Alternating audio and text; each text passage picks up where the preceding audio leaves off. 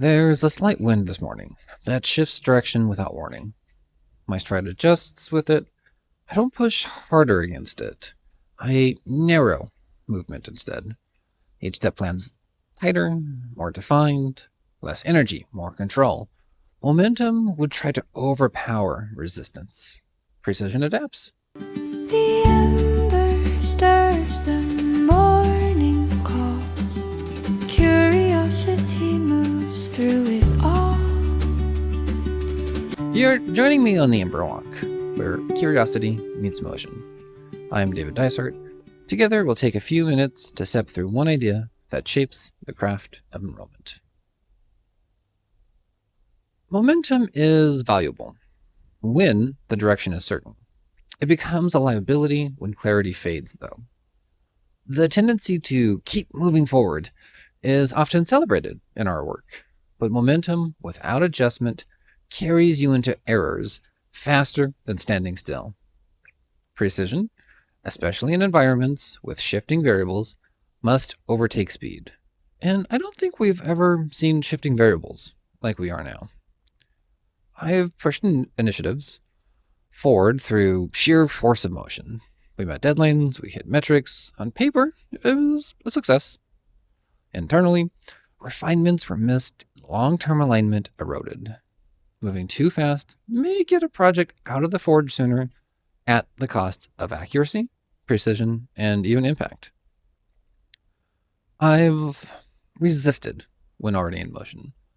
Stopping felt wasteful, but pulling systems and strategies into alignment later can be even more wasteful. Precision doesn't resist motion, it recalibrates it. Momentum is reactive. Precision is intentional. Momentum answers pressure, but precision answers purpose. I've seen teams deliver projects entirely on pace, only to find that they've optimized efficiency over impact. We built as quickly as we could, not as quickly as we should. Our craft doesn't reward motion alone. It rewards motion with clear intent. To really shift from momentum to precision, you must be willing to slow down even when progress feels fragile. It means stopping mid-swing if the alignment is off. It also means adjusting sequence, even if timing suffers. It means accepting that being early or fast rarely matters if the strike lands outside the intended mark. Leadership is not about maintaining energy. It's about preserving aim. The forge doesn't ask for a continuous motion. It asks for a decision at the right moment. Before every major strike now, I ask, if I had to explain this move without referencing urgency, would I still make strategic sense to do it? If the answer depends on pace rather than alignment, I slow down until precision forms. Or at least, I try. I am a human on my own journey. Not the idealized end state of the proverb. Today, consider one place where progress has become momentum-based.